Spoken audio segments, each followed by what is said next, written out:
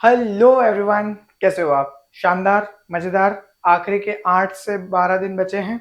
20 तारीख को आपका पेपर है डीबीटी जेआरएफ का and I am pretty much sure कि हम काफी अच्छे से तैयारी करके आए हैं, है ना? हमने पिछले 6-7 यूनिट्स को बहुत अच्छे से कवर किया है। ऑलमोस्ट 16 यूनिट से ज्यादा क्वेश्चन हमने सॉल्व किए हैं एंड ऑब्वियसली तुमने बहुत अच्छे से उसमें रिस्पॉन्स भी किया है एंड आई एम ग्लैड कि तुम सारे टेस्ट वगैरह भी प्रॉपर तरीके से दे रहे हो डिटॉक्स बायोलॉजी के ऐप पे, जो कि फ्री मटेरियल में अवेलेबल है। उसमें कुछ एक्सपेक्टेड क्वेश्चंस हैं एंड आई एम एक्सपेक्टिंग कि उसमें से कुछ क्वेश्चंस डायरेक्ट पेपर में भी आएंगे, क्योंकि थीम्स जैसा कि हमने देखा कि डायरेक्ट रिपीटेशन में है।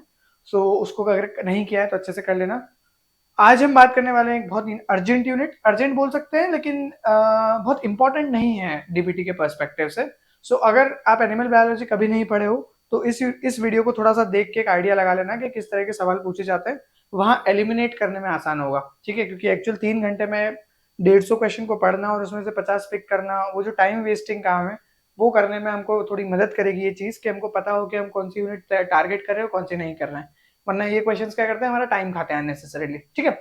सो ये एक इंपॉर्टेंट पॉइंट हो गया। दूसरा इंपॉर्टेंट पॉइंट, ये वीडियो और आज सुबह आने वाला था बट एक दिन लेट आ रहा है। ये उसका सीधा कारण है कि थोड़ी मम्मी की तबीयत अभी बीच में ज्यादा खराब हो गई थी, तो मेरा माइंड ही नहीं लग रहा था बेसिकली काम करने में।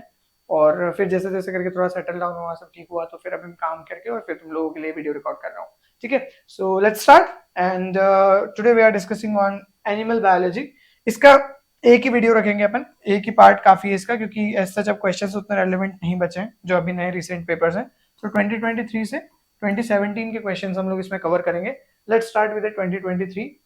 पार्ट बी में ही यूजुअल इसके क्वेश्चन है, पार्ट ए में इतने क्वेश्चंस नहीं है। The first one, now the question talks about equine embryo collection is commonly performed on day 7 or day 8 where day 0 equals to ovulation because। सो अब उनसे बोला इक्विन, इक्विन का मतलब क्या है? हॉर्स के बारे में बात हो रही है कि भैया आपका जो घोड़ा होता है उसमें जो एम्ब्रियो कलेक्शन होता है वो आपका 7वें से 8वें दिन पे किया जाता है। एम्ब्रियो कलेक्शन मतलब फर्टिलाइजेशन की बात हो चुकी है ना? एम्ब्रियो फर्टिलाइजेशन के बाद ही बनता है और जिसमें डे 0 ओव्यूलेशन है। तो ऐसा क्यों? तो इनके अंदर तुमको पता होगा जैसे कि आपका पूरा का पूरा सेटअप क्या होता है। अब यहाँ पे एम्ब्रियो है सेपरेटेड फ्रॉम द प्लेसेंटा। देखो यहाँ पे ये जो स्टेटमेंट है ना, ये थोड़ा डिटेल्ड है।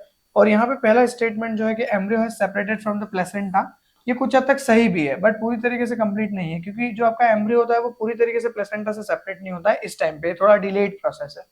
The embryo has crossed all the developmental stage. ये तो पॉसिबल ही नहीं हो सकता ना यार, कि इतनी जल्दी 7 से 8 दिन में क्या घोड़े का पूरा बच्चा बन जाएगा? क्या पॉसिबल ही नहीं है ये तो, है ना? दूसरी चीज, recovery rates are high and the blastocyst can be easily recovered and handled. Now simple बात यही है कि भैया आपके जो रिकवरी रेट्स है, मतलब जो आप यहाँ पे रिकवर करना चाह रहे हो एम्ब्रियो को, उसको आप जिंदा स्टेट में ज्यादा अच्छे से मेंटेन कर सकते हो 7 से 8 दिन पे। और आपकी जो ब्लास्टोसिस्ट होती है, तो ब्लास्टोसिस्ट जो होती है उनको रिकवर करना और उनको हैंडल करना इजी होता है। ये इसका सीधा सीधा रीजन है। अब इसके लिए ना तुमको ये एम्ब्रियो कलेक्शन पढ़ने की रिक्वायरमेंट नहीं है। अगर हम थोड़ा कॉमन सेंस भी यूज करें तो भी हम समझ सकते हैं कि हाँ यार, ये स्टेटमेंट जो है ज्यादा रेलेवेंट लग रहा है as compare to the demand of the question. Now the last statement, the life span of embryo is limited to 9 days। नहीं, ये भी वेग स्टेटमेंट है। इतनी छोटी कभी भी हॉर्स की कोई डेवलपमेंटल स्टेजेस नहीं होती, ठीक है? अच्छा, दूसरी चीज ध्यान रखना है यहाँ पे, कुछ और इंपॉर्टेंट बातें बता देता हूँ अगर रिलेवेंट क्वेश्चन आ जाता है तो 7 से 8 दिन में क्या होता है कि ब्लास्टोसिस्ट की स्टेज आ चुकी होती है आपकी। और ब्लास्टोसिस्ट स्टेज आ चुकी होती है, इस वजह से आपका पूरा क्या होता है कि वो ब्लास्टोला का डेवलपमेंट और वो सब हो चुका होता है, ब्लास्टोसील बन चुकी होती है अंदर। और आपका यहाँ पे इनर सेल मास इस तरीके से डेवलप हो चुका होता है। So ultimately inner cell mass में हमारे पास में क्या होता है, फ्यूचर फीटस डेवलप होता है यहाँ पे इनर सेल मास से ही। ये पूरा कंप्लीटली आपका ब्लास्टोसील है। यहाँ पे ब्लास्टोसील है अंदर, है ना? ये ब्लास्टोसिस्ट है पूरा का पूरा। अब इसके अंदर यहाँ पे इनर सेल मास है और ये क्या है आपका ट्रोफोएक्टोडर्म, है ना? ट्रोफोएक्टोडर्म या ट्रोफेक्टोडर्म, जो भी तुम इसको कहना चाहो। This is trophectoderm and this is your inner cell मास।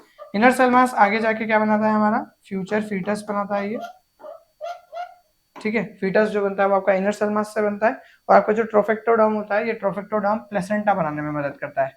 अब प्लेसेंटा जो है ये आपके दोनों से बनती है, मदर से भी बनती है और आपके एम्ब्रियो जो होता है उससे भी बनती है। तो that's how your case is कि ट्रोफेक्टोडर्म और आपका आईसीएम इनर सेल मास जो है वो फीटस डेवलपमेंट के लिए रिस्पॉन्सिबल है। और यहाँ पे बेसिक सा क्वेश्चन था कि इक्वेन जो एम्ब्रियो कलेक्शन है वो कब करते हैं, क्यों 7वें 8वें दिन पे हम उसको करते हैं, ठीक है? सो इसका बेसिक सब मैकेनिज्म ध्यान रखना। एक और चीज यहाँ पे इंपॉर्टेंट है कि 7 से 8वें दिन पे जो आपकी ब्लास्टोसिस्ट होती है वो एंडोमेट्रियम से पूरी तरीके से अटैच नहीं होती है। एंडोमेट्रियम से पूरी तरह से अटैच नहीं होती है। और तुम, आई एम एक्सपेक्टिंग कि तुम एंडोमेट्रियम का मतलब समझ रहे हो, जो इनर यूट्राइन वॉल है।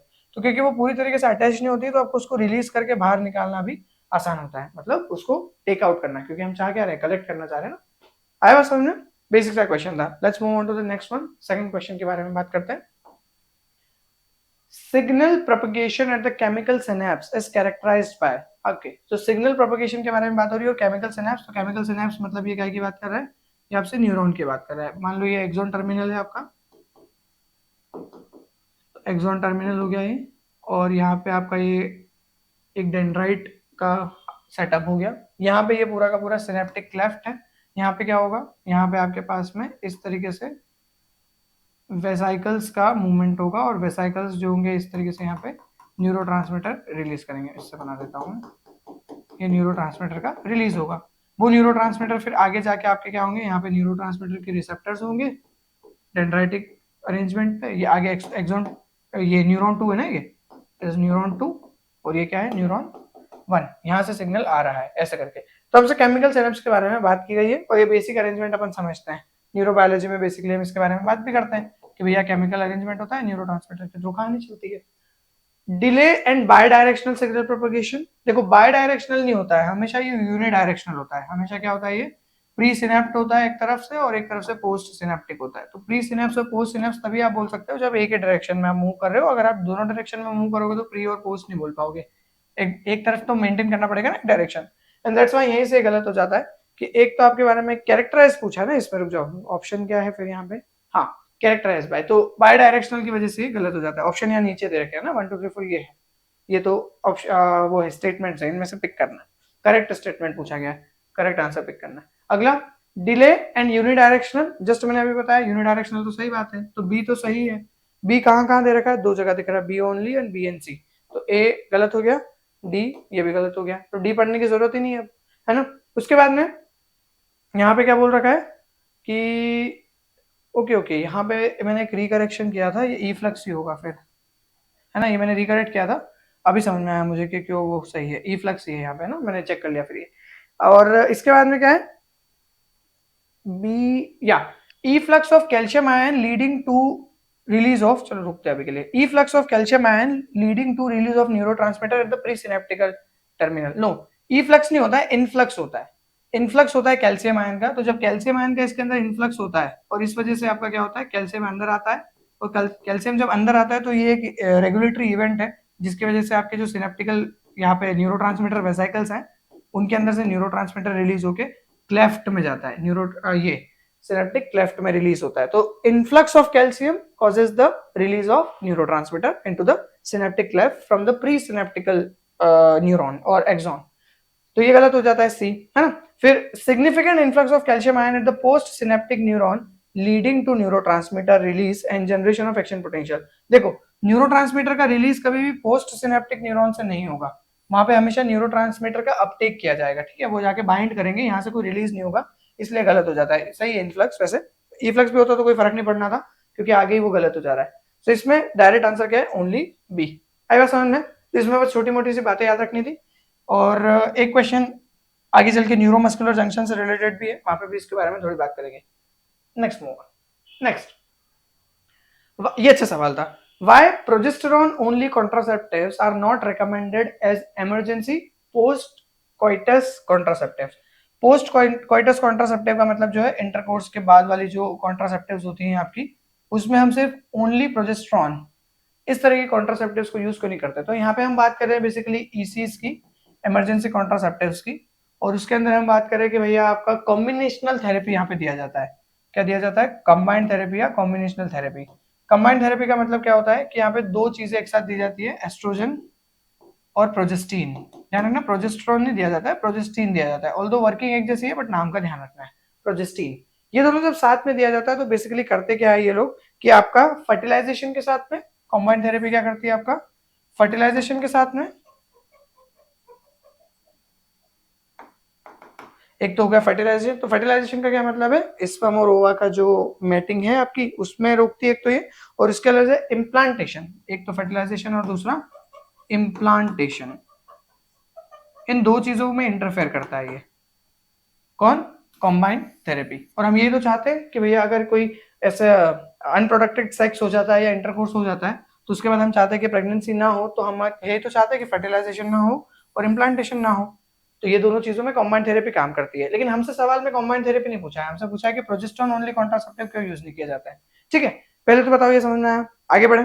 ठीक है, नाउ इसके अलावा एक चीज और जो यहाँ पे ध्यान रखने वाली है, क्योंकि ये दोनों जो चीजें आप यूज कर रहे हो इनके बहुत ज्यादा क्विक इफेक्ट्स होते हैं। क्या होते हैं? क्विक इफेक्ट्स होते हैं। तो क्विक है, फर्टिलाइजेशन को भी रोक रही है, इम्प्लांटेशन में भी इंटरफेयर कर रही है, इस वजह से कंबाइंड थेरेपी यूज की जाती है as a ISIS, emergency contraceptive. ये हो गई ईसीस के बारे में बात। आगे अगर सवाल आता है तो तुम्हारे लिए इतना अभी इन्फॉर्मेशन काफी है। दूसरी चीज जो यहाँ पे ध्यान रखनी है कि क्यों प्रोजेस्टेरॉन ओनली पिल्स के लिए मना कर रहे हैं या प्रोजेस्टेरॉन ओनली कॉन्ट्रासेप्टिव्स के लिए मना कर रहे हैं, क्योंकि इनका काम जो है, इनका काम है सर्वाइकल म्यूकस को थिक करना। क्या करना? सर्वाइकल म्यूकस को थिक करना, जिसकी वजह से वहां पे सर्विक्स में एक म्यूकस प्लग डेवलप हो जाए। और जब ये म्यूकस प्लग डेवलप होता है, तुमने I think female reproductive system देखा ही होगा, इस तरीके से यहाँ पे सर्विक्स होता है, ये वेजाइना है पूरी। अभी मैं डायरेक्टली डिटेल में नहीं बना रहा हूँ, बट आई एम एक्सपेक्टिंग कि तुमने ये पढ़ा है ना। तो यहाँ पे क्या होता है, ये सर्विक्स है, सर्विक्स पे अगर यहाँ पे म्यूकस प्लग बन जाएगा, जो कि वैसे भी बनता है प्रेगनेंसी के दौरान, बट अभी के लिए हम यहाँ पे बना रहे हैं प्रोजेस्टेरॉन के बेसिस पे। बेसिकली ये प्लग की वजह से प्रेगनेंसी मेंटेन भी हो पाती है प्रोजेस्टेरॉन के कारण। तो यहाँ पे ये प्लग बन जा रहा है, और अब जो स्पर्म अंदर एंटर कर रहा है, तो स्पर्म जब एंटर करता है अंदर यहाँ से, तो आगे अंदर घुस नहीं पाता है, क्योंकि यहाँ पे प्लग रोक दे रहा है उसको। ठीक है, सो बेसिक पॉइंट सिर्फ इतना सा है। तो ये क्या करता है, म्यूकस थिक कर देता है, जिसकी वजह से आपका स्पर्म पेनिट्रेशन जो होता है वो मुश्किल हो जाता है ना। लेकिन यहाँ पे एक इंटरेस्टिंग केस है कि प्रोजेस्टेरॉन यूज करने से आपका ओव्यूलेशन डिले नहीं होता, ओव्यूलेशन डिले नहीं होता, और स्पर्म जो होते हैं वो थोड़े समय सस्टेन कर सकते हैं। तो जैसे आपका प्रोजेस्टेरॉन ओनली कॉन्ट्रासेप्टिव का जो इम्पैक्ट है, ये प्लग जो है ये रिलीज होता है और स्पर्म अंदर एंटर करता है, तो ओव्यूलेशन हो जाएगा। तो इस केस में आपका यहाँ पे चांसेस है कि प्रेगनेंसी हो जाए। मतलब इसका मतलब नहीं कि हर बार होगी होगी, इससे कोई काम नहीं होगा। कॉन्ट्रासेप्टिव नाम है, मतलब रोकते जो है, लेकिन उसकी जो एफिशिएंसी है वो ईसीस के टर्म में नहीं कही जाती, क्योंकि कॉम्बाइंड थेरेपी की एफिशिएंसी इससे बहुत ज्यादा है प्रोजेस्टेरॉन ओनली से। ठीक है, ये समझ में आया। अब यहाँ पे कंबाइंड थेरेपी जो है वो सारी चीजें आपकी कर दे रही है, इस वजह से हम कंबाइंड थेरेपी यूज कर रहे हैं। देखो आप क्या लिखा हुआ है, progesterone only contraceptive have high failure rates, पहला लिखा हुआ है। सो इसको अभी इस तरीके से बोलना थोड़ा सा मुश्किल हो सकता है कि हम इसको बोलते कि डायरेक्टली भैया हाई फेलियर रेट्स होते हैं इसके। फेलियर रेट्स ऐसा नहीं है, एफिशिएंसी थोड़ी सी कम है। Progesterone acts on the reproductive tract as a whole, नहीं, पूरे पे काम नहीं करती है ये, सिर्फ म्यूकस डेवलपमेंट में मदद करती है। Progesterone make the reproductive tract inhospitable for sperm and any fertilized oocyte, नहीं, ऐसा कुछ नहीं करती है ये। आखिरी में progesterone may not block follicular development और ओव्यूलेशन, एग्जैक्टली यही पॉइंट है कि ओव्यूलेशन को वो ब्लॉक नहीं करती है, और इस वजह से क्या है कि चांसेस रहते हैं कि कुछ स्पर्म जो है आपके आगे जाके फर्टिलाइज कर सके। लेकिन कंबाइंड थेरेपी ये सब करती है, इसलिए उसको यूज करते हैं। कंबाइंड थेरेपी के बहुत सारे एग्जांपल है, जैसे तुमने अनवांटेड 72 सुना होगा, आईपिल सुना होगा, इस तरीके की जो ये टेबलेट्स होती है वो सब यही काम करती है। ठीक है, लेट्स मूव ऑन नेक्स्ट। दो स्टेटमेंट दे रखे हैं और बहुत ही आसान सवाल था ये, ऐसे देखने में बहुत बड़ा सा लग रहा है, बट इससे घटिया सवाल नहीं है। सुनो ध्यान से, कुछ भी नहीं है इसके अंदर। In a neuron at standard resting state of -70 millivolt, treatment with a chemical X induces intracellular potential -50 millivolt. ठीक है, बना देते हैं इसको। अब एक न्यूरॉन को मान लो गोला है, ये -70 मिलीवोल्ट पे था ये, आपने इसके अंदर एक ड्रग डाली, ये वाली X, जिसकी वजह से इसका जो वोल्टेज है वो -50 पे आ गया। तो ये कम नेगेटिव हो गई, मतलब इसके अंदर क्या घुसा, पॉजिटिविटी घुस गई। ये हुआ ना, -70 से -50 पे आ गया ये, तो अब क्या हुआ, पॉजिटिविटी एंटर कर गई। नाउ इट, अब आपने क्या किया इसको, अब आपने वाई से ट्रीट किया है। तो मैं एक केस और बना रहा हूं जिसमें मैंने इसको वाई से ट्रीट किया, और इस बार इसकी जो पोटेंशियल है वो -90 पे आ रहा है। ठीक है, कोई दिक्कत नहीं है। We can say x induces depolarization while y induces hyperpolarization. या बिल्कुल, अब देखो तीन वर्ड्स होते हैं, आई एम एक्सपेक्टिंग तुमने इसके बारे में पढ़ा होगा। जो हमारी नॉर्मल मेम्ब्रेन होती है, जिसको हम रेस्टिंग मेम्ब्रेन पोटेंशियल बोलते हैं, वो होती है आपकी कैसी, वो होती है आपकी अंदर से इनसाइड नेगेटिव, आउटसाइड पॉजिटिव, और -70 यूजुअली न्यूरॉन के लिए बोलते हैं, और ये रेस्टिंग मेम्ब्रेन पोटेंशियल होता है। इसको बोलते हैं पोलराइज्ड, कि अंदर से नेगेटिव और बाहर से क्या है, ये पॉजिटिव मेम्ब्रेन अरेंजमेंट है, मतलब कंपैरेटिवली आपका आयनिक ग्रेडियंट ऐसा सेटअप है। ये आरएमपी है, इसको बोलते हैं पोलराइज्ड। अब आपको डीपोलराइज अगर करना है तो आपको क्या करना पड़ेगा, अंदर पॉजिटिव आयंस को भेजना पड़ेगा, या यहां से नेगेटिव आयंस को निकालना पड़ेगा। मतलब अंदर पॉजिटिव हो जाए और बाहर नेगेटिव हो जाए उसको बोलोगे आप क्या, डीपोलराइज्ड। और हाइपर पोलराइज्ड कब कहोगे आप, जब आपके अंदर और ज्यादा नेगेटिविटी हो जाए। ठीक है, सो 3 वर्ड्स। पोलराइज्ड मतलब क्या है, जो आपकी normal resting membrane potential state है। पोलराइज्ड अगर और ज्यादा नेगेटिव हो जाए तो हाइपर पोलराइज्ड। पोलराइज्ड अगर पॉजिटिव हो जाए तो डीपोलराइज्ड, और डीपोलराइज्ड सेल वापस पोलराइज्ड हो जाए तो रीपोलराइज्ड। ठीक है, तो इसको एक बार ध्यान से सुन लेना और इसको छोटा सा नोट डाउन कर लेना। इनफ्लक्स और रिफ्लक्स में ज्यादातर कंफ्यूजन होता है। ठीक है, चलो आगे बढ़ते हैं। तो ये बात बिल्कुल सही है, स्टेटमेंट 1 में कोई गड़बड़ नहीं है। स्टेटमेंट 2 देख लेना एक बार।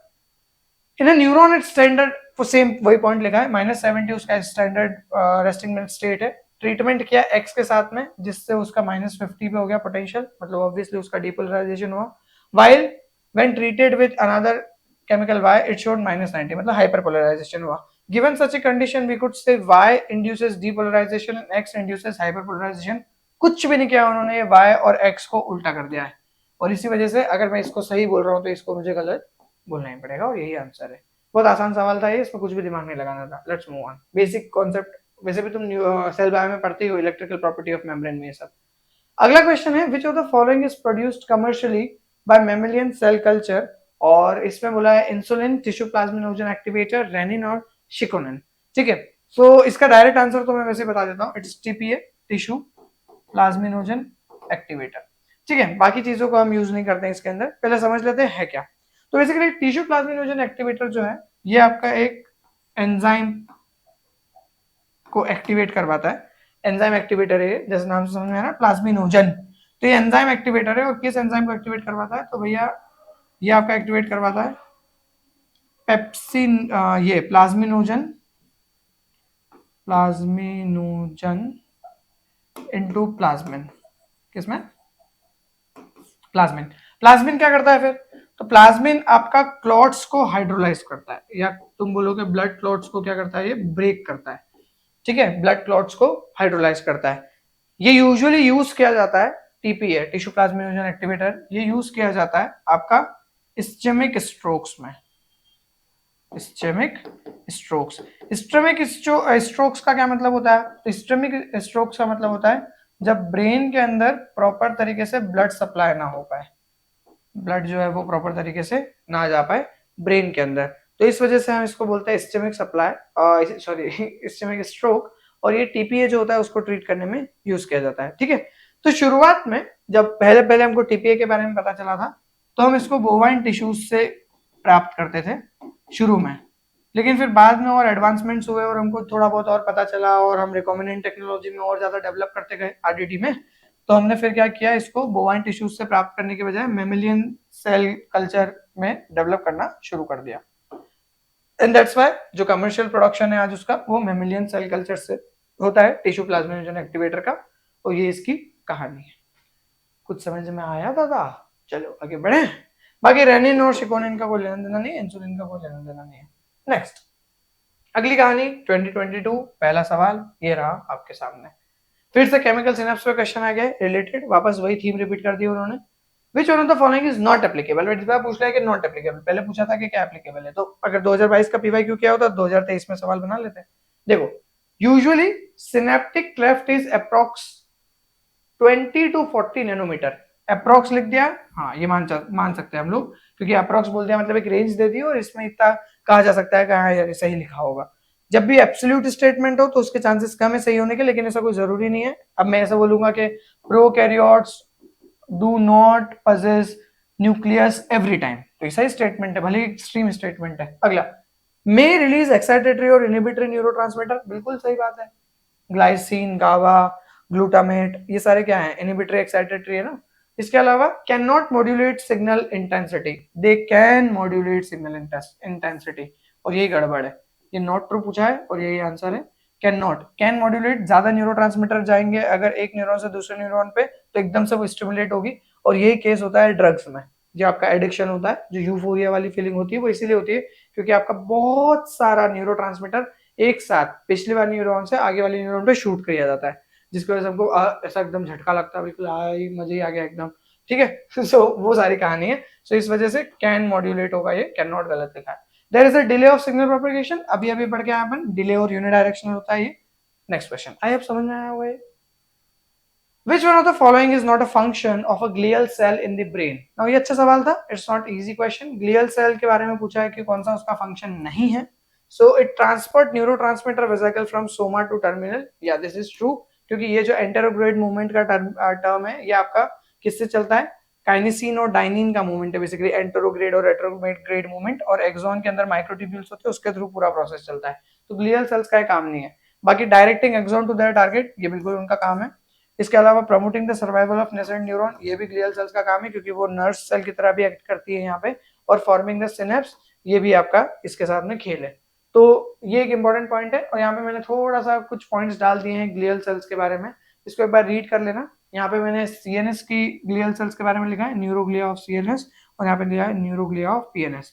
तो ओलिगोडेंड्रोसाइट्स, एपेंडाइमल सेल्स, माइक्रोग्लिया और एस्टेरोसाइट्स, और श्वान सेल्स, सैटेलाइट सेल्स, ये आपकी क्या है?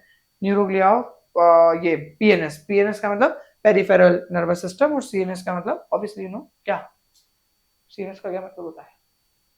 Central nervous system. ठीक है, चलो आगे बढ़ते हैं. सो ये छोटी मोटी बातें अपने को ध्यान रखनी है. ठीक, आई होप ये वाला क्वेश्चन भी समझ में आया होगा. इसमें बहुत ज्यादा कमेंट्स या मैं क्वेश्चंस नहीं पूछ रहा हूँ क्योंकि मुझे पता है कि बहुत सारे बच्चों की ये यूनिट अच्छे से तैयार नहीं होगी, और इसीलिए हम इसको बहुत लाइटली रख रहे हैं. वीडियो को ज्यादा लोड भी नहीं लेना है कि इस तरह के, बट एक बार देख के चले जाओ ताकि तुमको पता हो कि अच्छा इस तरह के सवाल आएंगे तो हमको क्या करना है और कैसे करना है, छोड़ना है, अटेम्प्ट करना है, कॉमन सेंस कैसे यूज करना है, इसलिए ये वीडियो बना रहा हूँ. चलो आगे बढ़ते हैं. Which form of the plasmodia is transmitted from mosquito to human? ये बहुत इजी क्वेश्चन है, 12वीं के क्लास में याद आता है क्वेश्चन. इसका सीधा सीधा आंसर है स्पोरोजोइट. इसके लिए भी एक वीडियो डाला है, सॉरी वीडियो का इमेज लिए, जरा उसको देखना. नेचर से पिक करिए ये इमेज. देखो ये मॉस्किटो वेक्टर है हमारे पास में, वो मॉस्किटो के सलाइवरी ग्लैंड में सस्टेन करते हैं ये लोग. तो भैया यहाँ से क्या सीन है इनका कि ये है हमारे स्पोरोजोइट्स. तो स्पोरोजोइट्स जो होंगे ये आपका कहाँ से? मॉस्किटो टू ह्यूमन आते हैं. और यही पूछा था हमसे कि कौन से फॉर्म में आपका प्लाज्मोडिया है वो मॉस्किटो से ह्यूमंस की तरफ ट्रांसमिट होता है. तो आंसर है स्पोरोजोइट. गेमेटोसाइट, मीरोजोइट और हिप्नोसोइट, इसके बारे में भी देखना पड़ेगा थोड़ा सा. देखो अब जब ये हमारी बॉडी के अंदर आ जाता है ह्यूमन होस्ट में, तो ये जाते हैं लिवर में, और लिवर में जाके सस्टेन करने लग जाता है हमारा मलेरियल पैरासाइट और प्लाज्मोडियम बेसिकली. वहां जाके ये दो तरीके से प्रोसेस करता है अपने आप को. या तो ये हिपेटिक शिजोन में चला जाता है, हिपेटिक शिजोन में जाता है तो फिर यहाँ पे बीमारी कॉज करने लग जाता है 7 से 10 दिन के बाद. या फिर ये हाइप्नोजोइड या हिप्नोजोइड में चला जाता है. हिप्नोजोइड में ये डोरमेंट हो जाता है और फिर बीमारी कॉज नहीं करता है. तो यहाँ पे हिपेटिक शिजोन में ये अपने आप को बहुत ज्यादा तेजी से ग्रो करवाता है और अपनी पॉपुलेशन बढ़ाता है और बीमारी कॉज करता है मलेरिया. और इस केस में यहाँ पे बीमारी कॉज उस समय नहीं करता, बाद में कर सकता है. फिर इनके मीरोजोइड्स बनते हैं. ये अगला ऑप्शन था एक मीरोजोइड. तो मीरोजोइड क्या होते हैं? लीवर से निकलते हैं और फिर आपके आरबीसी में जाके सस्टेन करते हैं, और आरबीसी में सस्टेन करने के बाद वहां पे बनाते हैं रिंग स्टेज. ये दिख रही है रिंग, अंगूठी जैसी दिख रही है ना, ये रिंग स्टेज. ये रिंग स्टेज जो होती है यहाँ पे चलती है इसकी इरिथ्रोसाइटिक साइकिल. इरिथ्रोसाइटिक मतलब आरबीसी के अंदर ये मूवमेंट करता है. इफ यू रिमेंबर आरबीसी में पूरा प्रोसेस चलता है ना प्लाज्मोडियम का ब्लड में. आरबीसी में और ग्रो करता है, ग्रो करते करते करते आपका मीरोजोइड जो है वो कन्वर्ट हो जाता है ट्रोफोजोइड में. अभी ट्रोफोजोइड में कन्वर्ट होने के बाद यहाँ पे आपके दूसरे और प्रोसेस होते हैं कि ये आपका यहाँ से ट्रोफोजोइड बन गया. फिर ट्रोफोजोइड के बाद में आपका यहाँ पे शीजोन का डेवलपमेंट भी चलता ही रहता है. शीजोन जो मीरोजोइड है वो भी मदद करते हैं शीजोन के डेवलपमेंट में, और यहाँ पे ये प्रोसेस बार बार ऐसे घूमती रहती है. बट इसी बीच में इसी प्रोसेस में रिंग स्टेज से एक प्रोसेस और निकलती है जिसमें आपके गेमेटोसाइट्स बनते हैं. गेमेटोसाइट्स में मेल और फीमेल का अरेंजमेंट आ जाता है, और वो गेमेटोसाइट्स फिर वापस चले जाते हैं मेल और फीमेल गैमेट्स का में आपके मॉस्किटो में. जब वापस आपको मच्छर काटता है तो वो आपके खून में से इनको वापस से सक कर लेता है. इंटेंशनली नहीं, आ जाते हैं ये मेल और फीमेल गैमेट जब वापस आ जाते हैं तो ये जाइगोट बनाते हैं. ये इसके गट में चल रहा है सब है ना, मॉस्किटो के गट में मेल और फीमेल जाइगोट बनाते हैं. फिर यहाँ पे ऊ काइनेटी बनती है, और ऊ काइनेट जो होता है फिर यहाँ पे ऊसिस्ट डेवलप होके वापस से स्पोरोजाइट की कहानी आ जाती है. मैंने ट्राई किया है इसकी जो पूरी की पूरी लाइफ साइकिल है उसको बहुत छोटा समराइज करके दूं तुमको, क्योंकि बहुत बड़ा टॉपिक है अपने आप में. तो ये छोटी मोटी बातें, गेमेटोसाइट्स ये गेमेटोसाइट्स ये हैं, ट्रोफोसाइट ये है, शीजोन्स ये हैं, और ये क्या है आपका स्पोरोजोइड्स, और ये आपका मीरोजोइड्स, और यहाँ पे ये हेपेटिक शीजोन्स. यहाँ पे आरबीसी में जो है वो इरिथ्रोसाइटिक शीजोन्स या शीजोन्स से बोल सकते हो. Next, the animal embryonic state, sorry state नहीं, stem cell that can differentiate into any embryonic cell type are known as. तो ऐसी embryonic stem cell जो किसी भी embryonic cell type में कन्वर्ट हो सकती है उसको हम क्या बोलते हैं? Pluripotent stem cell. तो 3-4 वर्ड्स है जो अपने को पता होना चाहिए, जैसे टोटीपोटेंट. टोटीपोटेंट का क्या मतलब होता है? ऐसी सेल्स जो आपकी क्या कर सके, एक नया ऑर्गेनिज्म बना सके. For example zygote.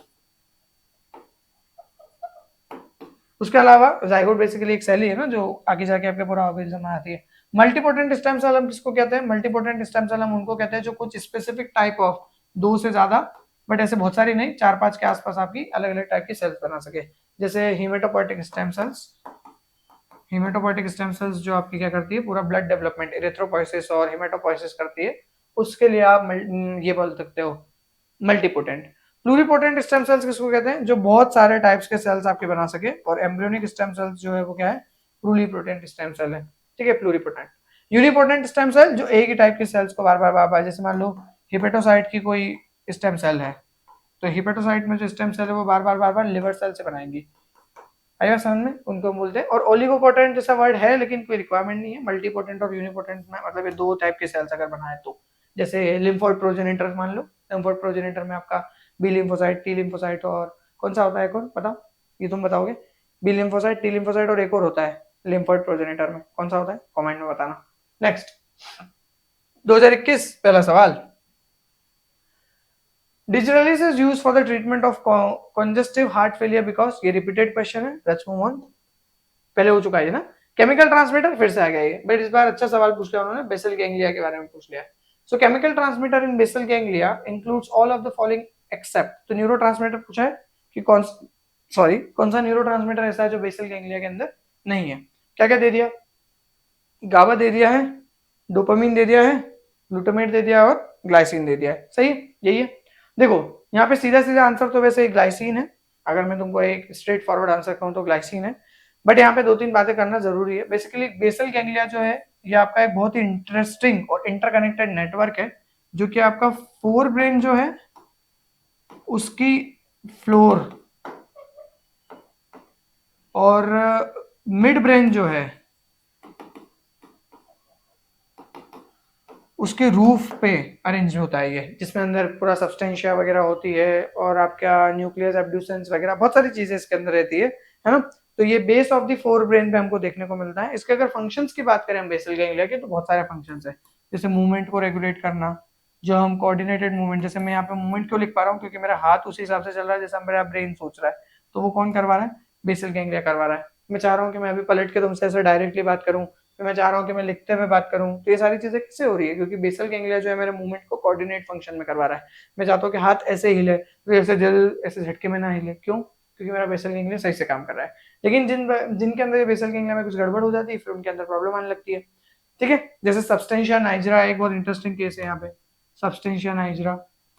Parkinson disease में मैंने इसके बारे में बताया था ना, पार्किंसन डिजीज जो होती है उसके अंदर आपका है सब्सटेंशिया नाइजरा जो होती है, उसकी न्यूरॉन्स जो होती है वो लॉस होने लगती है ना। तो ये एक अलग प्रोसेस है न्यूरो डिजेनरेटिव डिसऑर्डर में, गेटिंग इट। इसके अलावा मोटर लर्निंग में मदद करता है ये। मोटर लर्निंग मतलब आप गाड़ी कैसे चलाते हो, आपके जो भी स्किल्स है, पेन पकड़ना एक मोटर लर्निंग है। इसके अलावा मोटिवेशन एंड रिवॉर्ड में काम करता है ये, कि आप अच्छा काम करते हो तो आपको जो रिवॉर्ड मिलता है, फिर आपको मोटिवेशन आता है उससे, तो motivation and reward basal ganglia से चलता है ना। इसके अलावा नई स्किल्स सीखने के लिए बहुत इंपॉर्टेंट है ये, न्यू स्किल्स के लिए भी आपका बेसल गैंग्लिया ही काम करता है, न्यू स्किल्स के लिए भी बेसल गैंग्लिया काम करता है। अब ये जो बाकी, ये तो बात हो गई बेसल गैंग्लिया के बारे में, क्योंकि तुम लोगों ने बोला था कि सर थोड़ा बहुत बता देना एक्सप्लेनेशन, तो मैंने एक्सप्लेनेशन भी डाल दिया है। अब यहाँ पे पूछा है कि उनसे रिलेटेड केमिकल ट्रांसमीटर कौन सा नहीं है, तो गाबा जो है वो मेन इनहिबिटरी न्यूरो ट्रांसमीटर है आपका बेसल गैंग्लिया का, तो ये तो होना ही था, इसके अंदर रहेगा ही रहेगा ये। डोपामीन जो है, डोपामीन आपका अल्टीमेटली, अच्छा पहले गाबा के बारे में थोड़ा सा समझ लो। अनवांटेड मूवमेंट्स को रोकता है ये, अनवांटेड मूवमेंट्स को, मतलब एकदम झटके से जो मूवमेंट्स होते हैं, ट्रेमर्स बोलते हैं उसको, तो ट्रेमर्स को रोकता है या गेट को रोकता है बेसिकली। एटेक्सिया टेलेंजिक्टेसिया सुना होगा, सुना है, एटीएम एटीआर है ना, P21 P53 check point 1 check point 2 kinase, वो सारी चीजें नो। गाबा के बारे में तो ये हुआ कि भैया अनवांटेड मूवमेंट को रोकता है। ये आपका जो डोपामीन है, डोपामीन यहीं से बनता है बेसल गैंग्लिया से, और डोपामीन जो है ये एक्साइटेटरी न्यूरोट्रांसमीटर है, जो कि आपका एक्साइटेशन में या मोटिवेशन वगैरह में काम करता है। और डोपामीन से ही आपका एडिक्शन भी खेलता है, जो भी पॉर्न एडिक्शन वगैरह या जो भी हो जाता है ना, बहुत सारे लोगों को किसी टाइप का एडिक्शन, गेम का एडिक्शन हो जाता है, वीडियो गेम का, तो वो डोपामीन से रिलेटेड है, क्योंकि रिवॉर्ड में डोपामीन का रिलीज होता है। नाउ एक चीज और यहाँ पे, आपका ग्लूटामेट, ये भी आपका क्या है, एक्साइटेटरी न्यूरोट्रांसमीटर है। ये दोनों ही क्लास आपके एक्साइटेटरी न्यूरोट्रांसमीटर है, ये इनहिबिटरी न्यूरोट्रांसमीटर है। ग्लाइसिन भी आपका इनहिबिटरी न्यूरोट्रांसमीटर है, लेकिन ग्लाइसिन जो है वो सीएनएस में काम करता है, सेंट्रल नर्वस सिस्टम में। यूजुअली इसको हम लोग बेसल गैंग्लिया सर्किटरी में नहीं देखते हैं, जो बेसल गैंग्लिया की सर्किट है उसमें हम इसको नहीं देखते हैं। अब ये मत बोलना कि बेसल गैंग्लिया भी तो ब्रेन का हिस्सा है तो सीएनएस में ही होगा वो, ऑब्वियसली, बट यहाँ पे हम लोग बात कर रहे हैं ज्यादातर कि दूसरे वर्किंग में है, वो बेसल गैंग्लिया से रिलेटेड नहीं है ग्लाइसिन। ठीक है, समझ में आया ये बात? तो ये छोटी सी बात थी अपने इससे रिलेटेड। लेट्स मूव ऑन, अगली कहानी पे चलते हैं। नाउ अगला क्वेश्चन क्या है? The hypothalamus protects the body against hypoglycaemia by. ये भी अच्छा सवाल था, हाइपोथैलेमस कैसे प्रोटेक्ट करता है बॉडी को हाइपोग्लाइसेमिया से रिलेटेड। तो देखो यहाँ सवाल ये है कि हाइपोग्लाइसेमिया हो रहा है। हाइपोग्लाइसेमिया का मतलब क्या है कि आपकी बॉडी के अंदर ग्लूकोज की कमी है, लेकिन बॉडी के अंदर ग्लूकोज की कमी नहीं है, बेसिकली ब्लड के अंदर ग्लूकोज की कमी है, जिसकी वजह से आपके बहुत सारे इंपॉर्टेंट टिश्यूज को खून में ग्लूकोज एज एनर्जी सोर्स नहीं पहुंच पा रहा है। तो क्या करें? Inhibits insulin release. देखो इनहिबिटिंग इंसुलिन रिलीज ये हो सकता था, लेकिन आपको एक बहुत इंटरेस्टिंग केस समझना पड़ेगा कि हाइपोथैलेमस की वर्किंग कैसे चलती है। तो हाइपोथैलेमस की वर्किंग चलती है आपकी बेसिकली जी प्रोटीन की मदद से। अगर तुमने थोड़ा बहुत डिटेल में पढ़ा है इसके बारे में तो जी प्रोटीन की मदद से इसकी प्रॉपर वर्किंग चलती है। मैंने यहाँ पे कुछ चीज तुम्हारे लिए रखी है, जैसे देखो ये है हमारे पास में हाइपोथैलेमस, ये अपने रिलीजिंग हार्मोन को रिलीज कर रहा है, और हाइपोथैलेमस के रिलीजिंग हार्मोन को रिलीज करने से एंटीरियर पिट्यूटरी है, जिसको हम लोग न्यूरो हाइपोफाइसिस बोलते हैं। एंटीरियर पिट्यूटरी से आपका क्या रिलीज हो रहा है? There is a release of your ACTH, adrenocorticotropic hormone. ये ACTH जो है आपका रिलीज होकर जाएगा एड्रेनल कॉर्टेक्स पे। एड्रेनल कॉर्टेक्स पे वो दो काम करवाएगा, क्या क्या? एक तो वो काम करवाएगा आपका मिनरलोकॉइड का सिक्रीशन और ग्लूकोकॉर्टिकॉइड का सिक्रीशन, बट ये हमारे लिए इंपॉर्टेंट नहीं है। हमारे लिए जो इंपॉर्टेंट है वो ये फर्स्ट पॉइंट, अगर तुम यहाँ पे देख रहे हो तो शॉर्ट टर्म स्ट्रेस रिस्पॉन्स में glycogen broken down into glucose and increase blood sugar level. दिख रहा है ये? अपन बोलते हैं ना कि स्ट्रेस रहने से डायबिटीज ज्यादातर बढ़ जाती है, तो ये देखो यहाँ पे इंक्रीज ब्लड शुगर लेवल। तो ये यहाँ पे खेल है कि ब्लड शुगर लेवल और ब्लड ग्लूकोज लेवल बढ़ाने के लिए आपका पूरा का पूरा प्रोसीजर है। तो नर्व सिग्नल से स्पाइनल कॉर्ड पे आता है, स्पाइनल कॉर्ड से आपका नर्व सिग्नल होते हुए एड्रेनल मेडुला, और यहाँ से कैटेकोलामीन, एपिनेफ्रिन और नॉन एपिनेफ्रिन का रिलीज होता है। एपिनेफ्रिन नॉन एपिनेफ्रिन के रिलीज की वजह से आपका क्या होता है, यहाँ पे ब्लड ग्लूकोज लेवल जो होता है वो बढ़ने लगता है। तो एक्चुअली हाइपोथैलेमस जो है वो आपका इस तरीके से नर्व सिग्नल के थ्रू काम करता है और आपका क्या करता है, हाइपोग्लाइसेमिया में ग्लूकोज का लेवल बढ़वाता है। ये एक इंटरेस्टिंग केस था। बाकी तुम इसके बारे में रीड कर सकते हो, मिनरलोकॉर्टिकॉइड्स का क्या सीन है, ग्लूकोकॉर्टिकॉइड्स का क्या सीन है, बट मुझे जो चीज तुमको बतानी थी, ऑब्वियसली बाकी सारी चीजें भी एक बार रीड कर लेना, बट एपिनेफ्रिन जो है मतलब एड्रेनलिन और नॉर एड्रेनलिन, इसकी प्रोसेस से आपकी पूरी की पूरी क्या कहानी चलती है हाइपोथैलेमस और आपकी ये हाइपोग्लाइसेमिया के बारे में। बाकी सारे स्टेटमेंट भी देखने में बहुत सही लग रहे हैं, लेकिन ये गलत है। अच्छा, एक स्टेटमेंट यहाँ पे सेकंड वाला जो है ये भी कुछ हद तक सही हो सकता था। ये जो सेकंड वाला स्टेटमेंट दे रखा है ना यहाँ पे, इंक्रीजिंग ग्लूकोज ग्लाइकोजन रिलीज, ये भी कुछ हद तक सही हो सकता था, लेकिन फिर मैंने इस पर काफी 3-4 अलग अलग रिसर्च पेपर में पढ़ा, तो कुछ जगह तो मुझे समझ में लग रहा था कि दोनों ही सही है, बट फिर एट द एंड 2-3 और पाथवेज देखे तो समझ में आया कि इसका मेजर वर्किंग एपिनेफ्रिन से है, हाइपोथैलेमस का, ग्लूकागॉन से उतना नहीं है। दोनों पे रिलेटेड है बट ग्लूकागॉन पे कम है, इफेक्टिविटी यहाँ से ज्यादा है। चलो आगे बढ़ते हैं। Next question, Which one of the statement is true regarding chemical synapse in the nervous system? देखो फिर से आ गया सवाल, ये तीसरा साल का पेपर है और तीसरे साल में फिर केमिकल सिनेप्स पे सवाल है, लेकिन इस बार पूछा है, पहले नॉट ट्रू पूछा था, अब पूछ रहा है ट्रू। तो अब तो तुमको बताने की जरूरत नहीं है। Allow diffusion of chemical substance from the pre synaptic neuron into the postsynaptic neuron. Diffusion तो नहीं ऐसे directly, allow diffusion of the chemical substances from the pre synaptic neuron into the postsynaptic neuron. Diffusion क्या करता है, वो तो आपका cleft में छोड़ देता है ना, सिनेप्टिक क्लेफ्ट में छोड़ देता है वो तो। Allow transmission of potential changes in one direction only, बिल्कुल सही बात है यहाँ तक तो। Allow transmission of one direction unidirectional होता है from the presynaptic to the postsynaptic neuron. ये ज्यादा अच्छा स्टेटमेंट है, ये वाला थोड़ा सा वेग स्टेटमेंट है, पूरी तरीके से एक्सप्लेन नहीं है ये ज्यादा बेटर स्टेटमेंट है। Have potential gated ion channel chemical synapse in the nervous system. Potential gated ion channel होते हैं इसके अंदर, ऐसा नहीं है, आपका न्यूरोट्रांसमीटर गेटेड आयन चैनल होते हैं इसमें, पोटेंशियल गेटेड नहीं होता है ना, न्यूरोट्रांसमीटर गेटेड आयन चैनल होते हैं। और lastly, are more numerous in the peripheral nervous system than the central nervous system. उल्टा लिखा हुआ है, सेंट्रल नर्वस सिस्टम में ज्यादा होते हैं, पेरिफेरल में कम होते हैं। Next, given below are two statements, वापस से दो स्टेटमेंट दे दिए गए हैं। पहला स्टेटमेंट दिया है, tissues that are non regenerative such as neuron in the brain do have stem cells, पहला स्टेटमेंट दिया गया है। दूसरा, tissue localization does not necessarily mean lineage commitment and reduce potency as liver stem cells can generate neurons. देखो यहाँ पे बहुत interesting case है ये आसान सवाल नहीं है पहली चीज तो, और अगर आपको इसके बारे में आइडिया नहीं है तो don't try to do this at exam hall. क्या बात है, हाँ तो लोग बात बोलते घर पे मत करो, मैं बोल रहा हूँ एग्जाम हॉल में मत करना। चलो सो या ये बात बिल्कुल सही लिखी हुई है कि नॉन रीजेनरेटिव जो टिश्यूज होते हैं जैसे कि न्यूरॉन्स होती हैं ब्रेन के अंदर, उनके अंदर भी स्टेम सेल्स का डेवलपमेंट या स्टेम सेल्स की प्रेजेंस देखी गई है। अभी ये बहुत ज्यादा कंक्लूसिव तो नहीं है, बट कुछ अभी रिसर्च जो पिछले 5 7 10 सालों में हुई है उसमें समझ में आ रहा है कि हाँ यार स्टेम सेल्स आपके ब्रेन में भी होते हैं, नॉन रिजनरेशन वाली सेल्स में भी होते हैं। दूसरा स्टेटमेंट बोला है कि टिश्यू का जो लोकलाइजेशन है, मतलब कहाँ पे आपको टिश्यू मिल रहा है, उससे डायरेक्टली इंपैक्ट नहीं होता है कि वो कौन सी तरह के टिश्यू को फॉलो करेगा। लीनिएज कमिटमेंट का मतलब कि बार बार वो उसी टाइप का टिश्यू बनाएगा या अपने आप को बदल भी सकता है, वो अपनी लीनिएज बदल भी सकता है। तो इसमें लिखा हुआ है कि ना तो उसकी पोटेंसी रिड्यूस होती है और ना ही उसका लीनिएज जो होता है वो कमिटेड होता है। जैसा कि हमको एग्जाम्पल में देखने लगा कि लिवर की जो स्टेम सेल है वो आपके न्यूरॉन को जनरेट कर सकती है, और ये भी एक एक्सपेरिमेंट ही था। दोनों ही एक्सपेरिमेंटल रिजल्ट है और दोनों ही सही है। तो ये क्वेश्चन बनाने लायक नहीं था, अगर एक्चुअल एग्जाम में इस तरह का क्वेश्चन आ जाए तो भैया उसको छोड़ देना है, बिना मतलब दिमाग नहीं लगा पाओगे तुम, क्योंकि ये दोनों ही क्या है, एक स्टेटमेंट लिखे हुए हैं एक एक्सपेरिमेंट के। नेक्स्ट इंटरन्यूरॉन्स, ये आई थिंक क्वेश्चन हो चुका है। Let's move on to the next one. अगला सवाल क्या है भैया आपके सामने, ये रहा। Double pain sensation that is occasionally felt following painful stimulation of the skin is due to। अच्छा तो भैया आपको डबल पेन हो रहा है कि एक बार दुखा फिर दूसरी बार फिर से दुख रहा है, तो ऐसा क्यों दुख रहा है, जरा इसके बारे में बातचीत कर लेते हैं अपन। तो डबल पेन सेंसेशन की अगर अपन बात करें तो यहाँ पे देखो जरा, ये थोड़ा सा मैंने इसके बारे में लिखा है कुछ। Double pain phenomena arises because there are actually two distinct pathways for pain signal to travel from the periphery which is skin to the brain। तो दो डिस्टिंक्ट पाथवे है, एक है आपका ए डेल्टा फाइबर। ए डेल्टा फाइबर्स क्या होती है, ये माइलिनेटेड नर्व फाइबर्स होती हैं जो आपको बहुत ज्यादा तेज शार्प वेल लोकलाइज्ड, मतलब किस जगह पे पेन हो रहा है तो फर्स्ट पेन लेके जाती है ब्रेन तक बहुत तेजी से, क्विकली लिखा ना क्विकली। दूसरी होती है सी फाइबर्स। सी फाइबर्स क्या होती है, ये आपकी अनमाइलिनेटेड होती है, और तुम समझ ही गए अनमाइलिनेटेड है तो बहुत स्लो प्रोग्रेस करेगा इनका सिग्नल, और इस वजह से इनका जो ट्रांसमिशन होता है वो डल होता है। ये बर्निंग और बर्निंग सेंसेशन देती है सेकंड पेन के रूप में, और ये आपका ए डेल्टा से स्लो भी होती है क्योंकि अनमाइलिनेटेड है। और ये दो डिस्टिंक्ट पाथवे की वजह से हमको डबल पेन का फिनोमिना देखने को मिलता है। ठीक है, सो वेलोसिटी का डिफरेंस हो गया और दो अलग अलग पाथवे हो गए, इस वजह से ये प्रोसेस होती है। तो एट द एंड इसका सीधा सीधा आंसर क्या हो गया, presence of dual pain pathways. Obviously पढ़ रखा था ए डेल्टा और आपका सी फाइबर, तभी बन सकता था, वरना क्वेश्चन बनाने लायक नहीं है।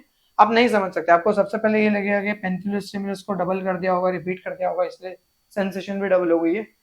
पेन को दो बार अलग अलग जगह पे देखा गया होगा, या हायर सेंटर मतलब कई बार ज्यादा पेन हो रहा होगा, कई बार कम पेन हो रहा होगा। बट ये सारी चीजें जो है वेग है, मेन चीज जो है वो ये है कि दो पाथवे एक साथ रन करते हैं एक के बाद। अगला सवाल, human embryonic stem cell can be obtained from. So अभी अभी बताया था मैंने कि इनर सेल मास जो होता है वो आगे जाके आपका एम्ब्रियो बनाता है। तो एम्ब्रियो आपका जब इनर सेल मास बनाना है तो एम्ब्रियोनिक स्टेम सेल भी कहां से मिलेगी, वहीं से मिलेगी। नेक्स्ट क्वेश्चन, अब आप चल रहे भैया 2020 के पहला सवाल, बैरो रिसेप्टर। बैरो का मतलब क्या होता है, बैरोमीटर, प्रेशर नापने के लिए काम आता है। तो यहाँ पे बैरो रिसेप्टर भी वही काम आएंगे, ब्लड प्रेशर को नापने के लिए काम आते हैं। बहुत सिंपल सिंपल सी बातें हैं, कोई बड़ी चीज नहीं है। Next, which are the following, which of these procedure presents the least risk to an unborn child। तो आप इनमें से कौन सा प्रोसेस यूज करोगे जिससे जो अभी पैदा होने वाला बच्चा है उसको कम से कम नुकसान पहुंचे। एमनियोसेंटेसिस, भैया एमनियोसेंटेसिस बहुत रिस्की है क्योंकि इसके अंदर वो नीडल डालनी पड़ती है एमनियोटिक सैक में, और फिर वहां से एमनियोटिक फ्लूइड लेना पड़ता है और बाहर आना पड़ता है, जो तो रिस्की है। हो सकता है वो नीडल आगे पीछे हो जाए, बच्चे को लग जाए, कुछ भी हो सकता है। एमनियोटिक सैक वापस से प्रॉपर सेट ना हो पाए जिस वजह से बच्चे का डेवलपमेंट ही ना हो, तो रिस्की है। एम्ब्रियोस्कोपी और फिटोस्कोपी ये भी रिस्की है क्योंकि इसके अंदर भी आपको स्पेशल एपरेटस लेके और फिर उसको इन्वेजन करना पड़ता है। इन्वेजन मतलब अंदर डाल के और प्रॉपर देखना पड़ता है विजुअलाइज करने के लिए, है ना। उसके अलावा alpha feto protein sampling, AFP sampling, ये भैया बढ़िया आइटम है।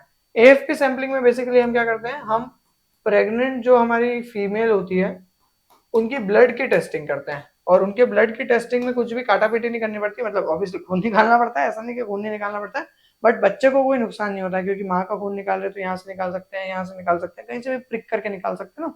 तो उस तरीके से इसका प्रोसीजर होता है एएफपी का। तो ये ब्लड टेस्ट होता है, इन्वेजन इस पे कुछ होता नहीं है, और प्रेग्नेंट वुमेन से हम इसमें प्रोसेस कर सकते हैं। तो अल्फा फेटो सैंपलिंग में यही प्रोसेस होती है। क्रोनिक विलाय सैंपलिंग, क्रोनिक विलाय सैंपलिंग में भी आपको फिर क्रोनिक विलाय काटना पड़ेगी जो कि आपका, या क्रोनिक विलाय को कलेक्ट करना पड़ेगा जो कि प्लेसेंटा का पार्ट है, तो वो फिर दिक्कत देगा और इस वजह से भी आपका क्या हो सकता है, यहाँ पे प्रॉब्लम्स आ सकती है। सो ये छोटी मोटी बातें हो गई मिसकैरेज से रिलेटेड। नेक्स्ट कहानी, एम्ब्रियोनिक स्टेम सेल्स। अभी अभी बताया था क्या होती है, प्लूरिपोटेंट होती है ना, अभी बात की थी इसके ऊपर, टोटिपोटेंट, प्लूरिपोटेंट, मल्टीपोटेंट और यूनिपोटेंट।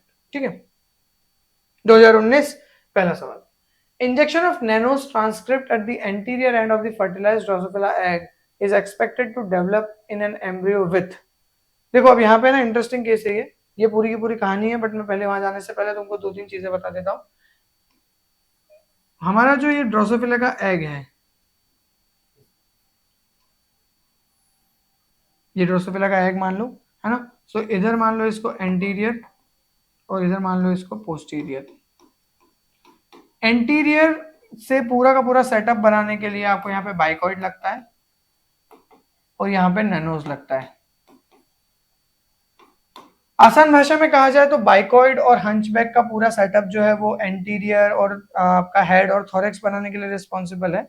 नैनोज और कॉडल का जो सेगमेंट है या पूरा सेटअप है, ये आपका क्या करता है, पोस्टीरियर पार्ट और आपका एब्डोमेन बनाने के लिए रिस्पॉन्सिबल है। ठीक है, तो अगर आप टेल जिसको बोलते हैं टेल्सन, अगर तुमने सुना हो, टेल्सन की बात कर रहा हूँ बेसिकली मैं, एब्डोमेन और वो पूरा प्रोसेस नैनोज के उसमें है। अगर आप यहाँ से बाइकॉइड हटा दो और आप यहाँ पे भी नैनोज डाल दोगे, तो अब सेल, मतलब इस सेल को, इस एग को क्या लगेगा कि इधर से भी मुझे पोस्टीरियर बनाना है और इधर से भी मुझे पोस्टीरियर बनाना है, और इस वजह से क्या होगा, दोनों ही तरफ आपके पोस्टीरियर स्ट्रक्चर्स आ जाएंगे, जिसमें से हम यूजुअली बोलते हैं कि टेल आपकी मोस्ट पोस्टीरियर अरेंजमेंट इस तरीके से डेवलप हो जाएगी। ठीक है, तो यहाँ पे अगर हम बात करें तो इसका डायरेक्ट आंसर ये है कि अगर दोनों तरफ नैनोस हो जाएगा तो two tails are going to be there at both the ends. But यहाँ पे एक केस और हो सकता था जो मुझे और लग रहा है कि a head in the middle and two tails भी हो सकता है, बट इसके लिए थोड़ा और डिटेल चाहिए कि हेड इन द मिडिल का डेवलपमेंट होगा कि नहीं होगा, किस तरीके से सेगमेंट पोलैरिटी और गैप जीन्स एक्ट कर रहे हैं, तो वो क्या वहां से हेड बनेगा कि नहीं। तो इस वजह से हम बहुत बेसिक स्टेटमेंट पिक करेंगे कि दो टेल दोनों एंड्स पे देखने को मिलेगी, और यही प्रोसेस था आपका नैनोस का। इसके थ्रू तो हमको पता भी चला था कि क्या क्या आ रहा है, आपके अलग अलग तरह के जीन है और उनके म्यूटेंट है। तो ये एक इंटरेस्टिंग टेबल है आपके सामने, जिसके अंदर एंटीरियर ग्रुप दे रख दिया है बाइकॉइड, एक्सोपरेंशिया, स्वालो। पोस्टीरियर ग्रुप में आपका नैनोस, ट्यूडोर, ऑस्कर, वासा, वेलोइस, प्यूमिलियो, कॉर्डल। फिर टर्मिनल ग्रुप में आपका टॉर्सो, ट्रंक, है ना। उसके अलावा नसरत, पोल होल। तो ये सारे के सारे आपके क्या है, एक बेसिक बेसिक अरेंजमेंट है। ये आपके फंक्शंस है और ये इनका म्यूटेंट टाइप है, तो इसको एक बार देख के चले जाना है। आई एम एक्सपेक्टिंग के सवाल आएंगे। Next question, which one of the following set of protein factor named as Yamanaka factors can be used to convert mammalian somatic cell into induced pluripotent stem cell। बहुत ही direct question है, नहीं पता यामानाके के बारे में आराम से छोड़ देना, ज्यादा लोड नहीं लेना है, 150 में से 50 से करना है। इसका सीधा सीधा आंसर तो पहला ही है, OC3 4, SOX2, KLF4 और CMYC। ये चार चीजें मिलकर यामानाका बनाती है, जिसके थ्रू आपका एक सोमेटिक सेल जो है वो आपका प्लूरिपोटेंट स्टेम सेल में इंड्यूस कर दिया जाता है। इसको IPSCs बोलते हैं, इंड्यूस्ड प्लूरिपोटेंट स्टेम सेल। आई बात समझ में। तो ये एक इंटरेस्टिंग केस है जो अपने को ध्यान रखना है। अगली कहानी पे चलते हैं, और क्या बताऊं इसमें कुछ है नहीं। नेक्स्ट क्वेश्चन, अगला सवाल क्या है भैया, mid blastular transition is a phenomenon that occurs during early development in certain organism it refers to। तो मिड ब्लास्टुला ट्रांजिशन जो होता है, ये आपकी जब ब्लास्टुला का डेवलपमेंट होने लगता है और ब्लास्टुला काफी डेवलप हो जाती है और फिर उसके अंदर कुछ बदलाव होने वाले हैं, तो ब्लास्टुला टू गैस्ट्रुला का डेवलपमेंट आप चाहते हो, तब वहां पे आप इस इवेंट को देखते हो।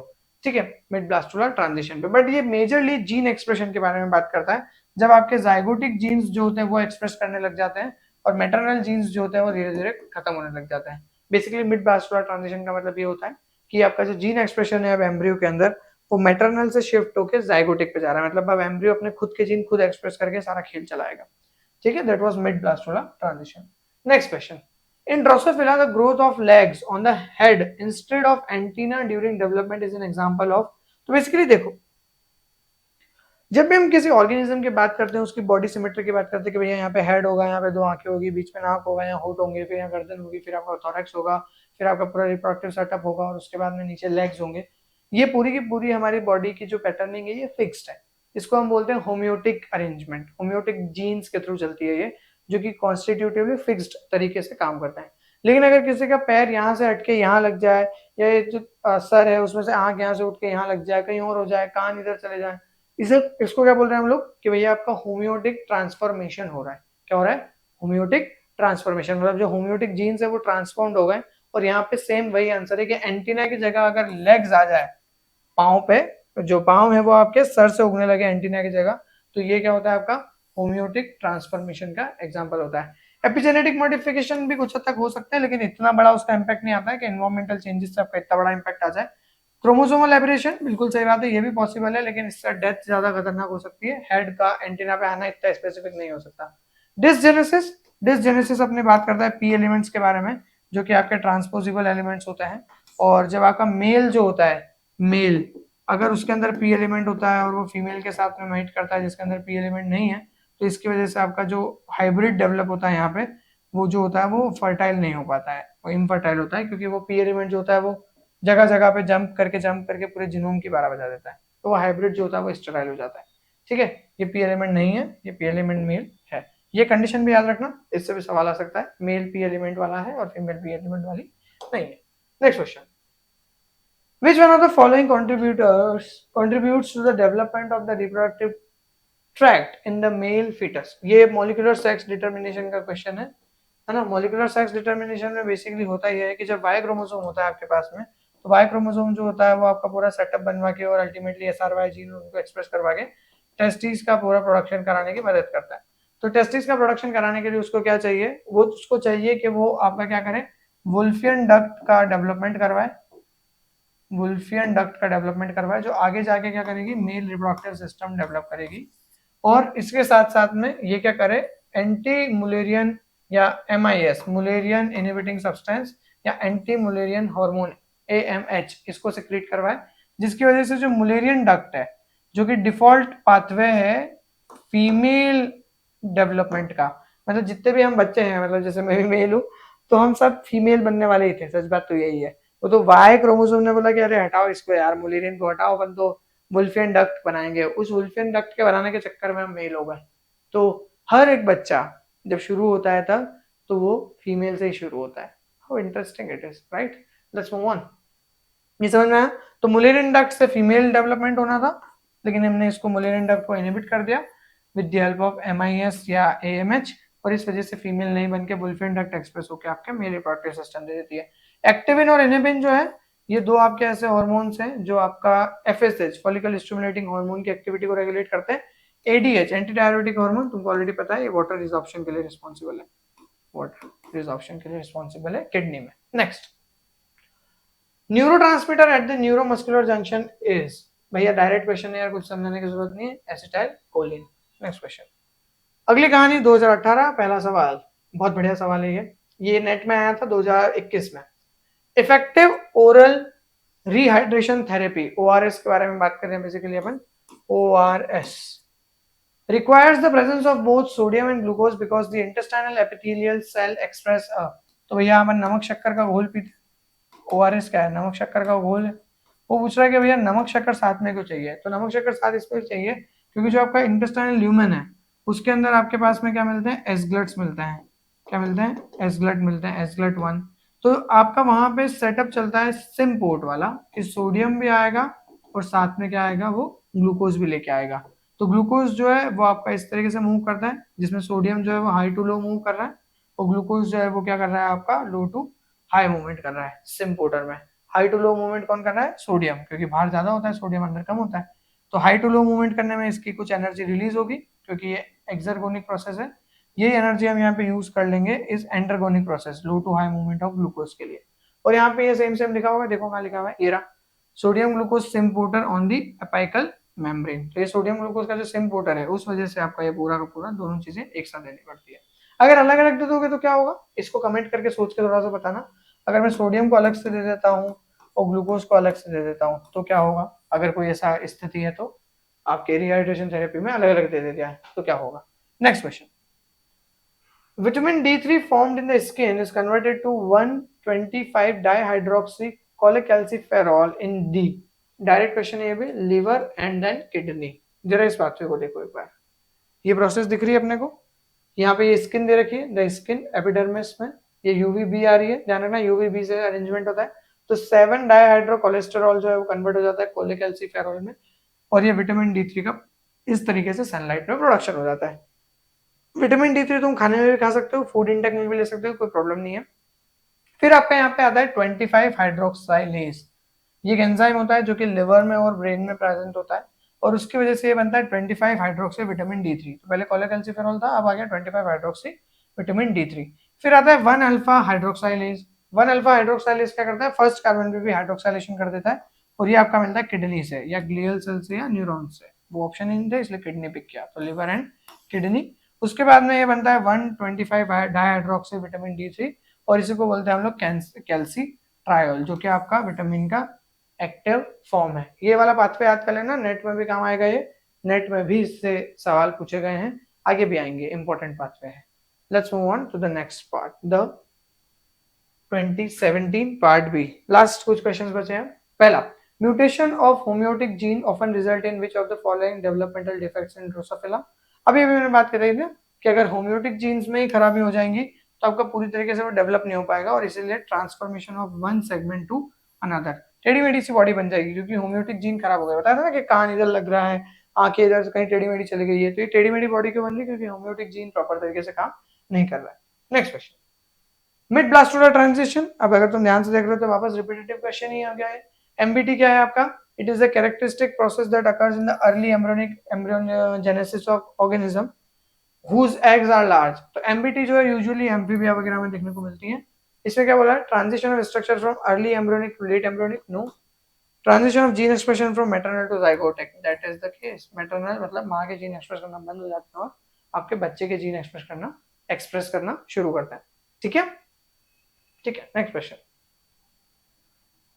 Epinephrine is used along with local anaesthetic. क्या प्यारा सवाल था यार ये। Epinephrine is used along with local anaesthetic because of its. तो बेसिकली एपिनेफ्रिन जो है आपका एनेस्थीसिया के साथ यूज किया जाता है, क्योंकि वो अल्फा एड्रेनर्जिक रिसेप्टर्स पे एगोनिस्ट बिहेवियर शो करता है। एंटागोनिस्ट नहीं है, एगोनिस्ट, एगोइस्ट या एगोनिस्ट और एंटागोनिस्टिक।